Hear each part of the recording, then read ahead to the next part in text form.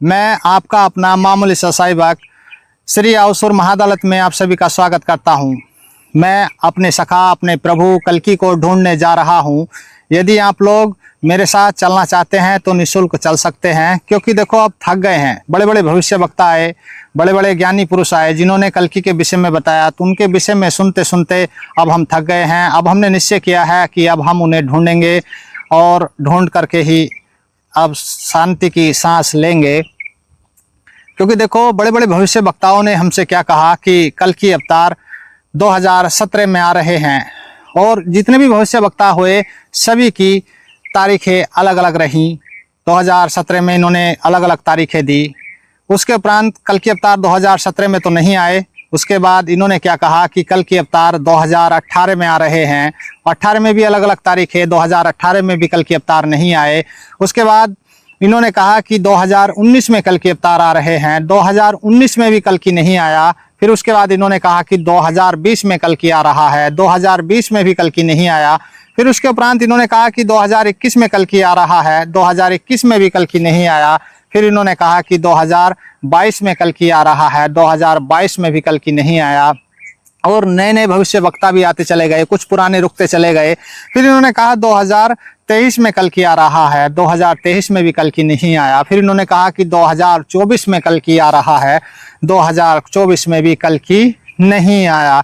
फिर कुछ भविष्य मालिका और कुछ भविष्य वक्ता तथा प्रचारक एकत्र हुए और उन्होंने एक हिसाब लगाया और कहा कि कल्कि 2028 में या 2032 में आएगा।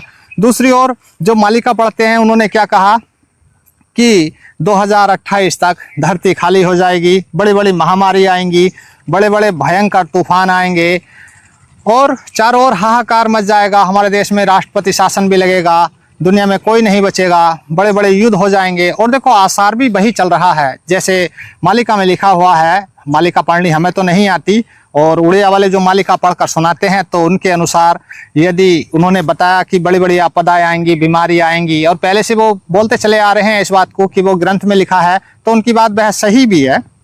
परंतु उन्होंने कहा कि कल्कि 2028 में आएगा या 32 में आएगा।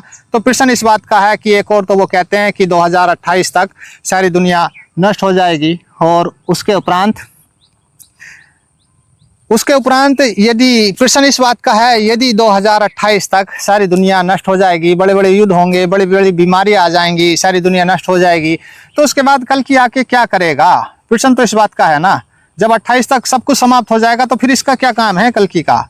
फिर किसी अवतार का क्या काम है? तो हमने निश्चय किया है कि हम कल्कि को ढूंढेंगे। अब आपका प्रश्न ये होगा कि कल्कि को नहीं ढूंढ सकते, तो मैं आपको एक कहानी सुनाता हूँ। उस कहानी के अनुसार यदि आप लोग कहानी को सुनोगे तो आपका आत्मबल बहुत बढ़ जाएगा, और आप भी यही कहोगे कि हाँ अब हम उसे ढूंढ सकते हैं। और उसे ढूंढना आसान भी है, कोई मुश्किल काम नहीं है।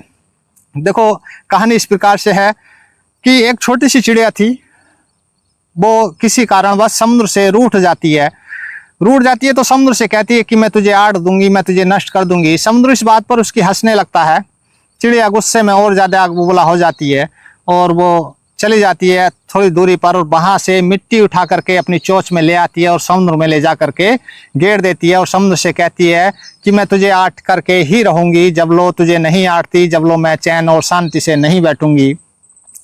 तो उसके इस कार्य को करते हुए और पक्षियों ने भी देखा, तो और पक्षी उस पर हंसने लगे और उसे समझाने लगे कि एक नन्ही सी तू चिड़िया है और समुद्र इतना बड़ा है, विशाल है, तू उसे नहीं आट सकती, तू उसे व्यर्थ में ही दुश्मनी मोल ले रही है, और व्यर्थ में ही तू ये प्रयास कर रही है, तेरा प्रयास किसी काम नहीं आएगा।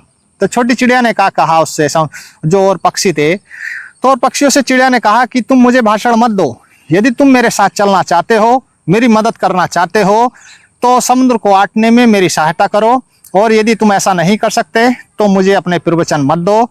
मैं स्वयं ही समुद्र को आटूंगी और आट करके ही रहूंगी, जब लो मेरे शरीर में जान है, मैं ये कार्य करती रहूंगी। परंतु जो और पक्षी थे उन्होंने बहुत समझाया, चिड़िया नहीं मानी, तो वो पक्षी भी कुछ उसके साथ चल दिए और समुद्र को आटना शुरू कर दिया। ऐसे ही धीरे धीरे और पक्षी उसके साथ जुड़ते गए। अंत में क्या हुआ कि स्वयं ही नारायण अर्थात नारायण प्रभु स्वयं ही उस चिड़िया के साथ उस समुद्र को आटने चल दिए।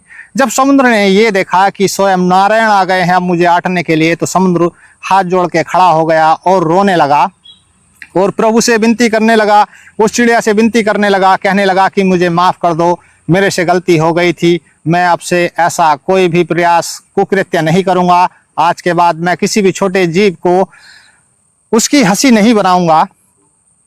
तो इस कहानी से हमें यही सीख मिलती है, नारायण भी यही कहते हैं कि जब कोई मनुष्य अपने दृढ़ संकल्प और दृढ़ विश्वास के साथ कार्य करता है और वो निश्चय कर लेता है कि उस कार्य को करके ही रहेगा, तो उसके साथ स्वयं ही नारायण उपस्थित हो जाते हैं। उसी प्रकार से जब हम कल्कि को ढूंढने जाएंगे तो हो ना हो वो स्वयं ही हमारे साथ हमारी इस भीड़ में उपस्थित हो जाएंगे और स्वयं को ढूंढवाने का प्रयास करेंगे और हम उन्हें ढूंढ करके ही रहेंगे।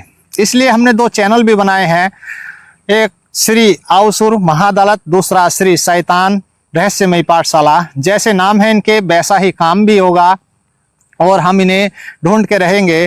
प्रश्न इस बात का है कि हम अब आगे इन्हें ढूंढेंगे कैसे। देखो, आप लोग मेरे साथ चलोगे तो ठीक है, यदि आप लोग मेरे साथ नहीं चलना चाहते तो कोई बात नहीं, मैं अकेला ही उन्हें ढूंढूंगा, फिर उन पर मेरा ही अधिकार होगा। उन्हें ढूंढना की प्रश्न ये था कि हम उन्हें ढूंढेंगे कैसे। उन्हें ढूंढना बहुत आसान है, बहुत सरलता से हम उन्हें ढूंढ सकते हैं।